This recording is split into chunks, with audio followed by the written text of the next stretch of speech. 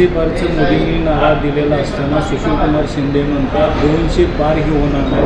आणि त्याच्या पलीकडे जाऊन त्यांनी सांगितलं की सोलापुरात जेव्हा पंतप्रधान आले मागच्या वेळेस माझ्यावर टीका केली, आता टीका केली नाही म्हणजे प्रणिती शिंदे येणार हे पंतप्रधानांना माहीत आहे असं म्हणतो. मध्ये मध्यस्थी करणाराचं नाव सांगणं इथिकला धरून होत नाही. ज्यांच्याकडून त्यांची मध्यस्थी झाली होती त्या मध्यस्थीच्या बाबतीत ते बोलत होते की मी नाव सांगणार नाही, ते इथिकला धरून होत नाही, नाहीतर मला पक्षात या म्हणून आग्रह होता. शिंदेसाहेब न जाता आबाळातून एवढा प्रवास करताना शिंदेसाहेब हे आमच्या सृष्टींना सापडलेच कसे हा कौतुकाचा विषय आहे. 1000 माणसात असला तरी माणूस उठाळून दिसतो, रंगावरनं लक्षात येतो, परंतु तरी ते एकदा असं म्हणाले की मी सांगणं योग्य नाही, परंतु सारखा प्रयत्न होतो आहे. जर माझा पक्ष सात्विक आहे, जगानं केलेल्या निंदास्तुतीवर काटे लावून कर्मात रमणाऱ्या भारतीय संस्कृतीचं प्रधान कमळ आहे, या कमळाच्या मागं आपण लागलेच कशाला? तुमच्यासारख्या सात्विक माणसानं असं का करावं, असं का वाटावं? म्हणून शिंदेसाहेब, मोहितेसाहेब आणि पवारसाहेब हे तिघंजणी दोघं मुलीचा कल्याणाचा विचार करत आहेत. कन्या रत्नाला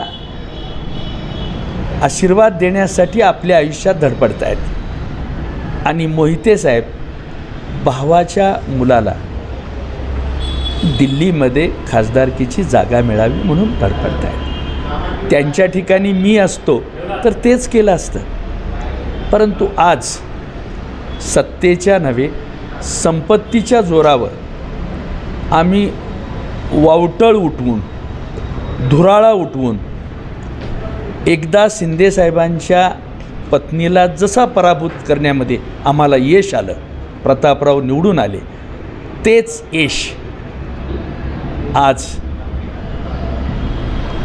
धैर्यशील मोहिते पाटलांच्या रूपानं पाहण्याचं ते स्वप्न पाहत आहेत. 1.25 लाख मताची बेरीज करण्यासाठी ते धडपडत आहेत. मोहिते साहेबांचं एवढंच स्वप्न आहे की मुंबईमध्ये नाश्त्याला जागा आहे, दिल्लीत खासदारकीच्या जेवणाला जागा असावी, म्हणजे डायरेक्ट विमानातून उतरून आपल्या चेअर खुर्चीवर लोकांच्या संपर्कासाठी, समाधानासाठी, जिल्ह्याच्या विकासासाठी या वयात देखील तिघंजण एवढा प्रयत्न करत आहेत. आणि पुढच्या 50 वर्षाचं भूमिपूजन कुठं कुठं कसं करायचं पुढच्या 50 वर्षात या तिघांनी ठरवलेलं आहे. त्याचा आराखडा त्यांच्याकडे तयार आहे, विकास प्लॅन तयार आहे. अशा जोरावर आज ते एकत्र येऊन चर्चा करत आहेत. आज या सगळ्यावर कडी म्हणजे हस्तेखुद्द ज्येष्ठ नेतृत्व पवारसाहेब, थोर विचारवंत, त्यांनी छोट्या छोट्या प्रादेशिक पक्षांनी एकत्र येऊन काँग्रेसमध्ये जाण्याची गरज आहे. आणि मी गांधी नेहरूंच्या सावलीतच वाढलो, विचारानंच मोठा झालो, तर आता आम्ही सगळेजण एकत्र येण्याबद्दलची भूमिका मांडतो आहे असं ते सांगत आहेत.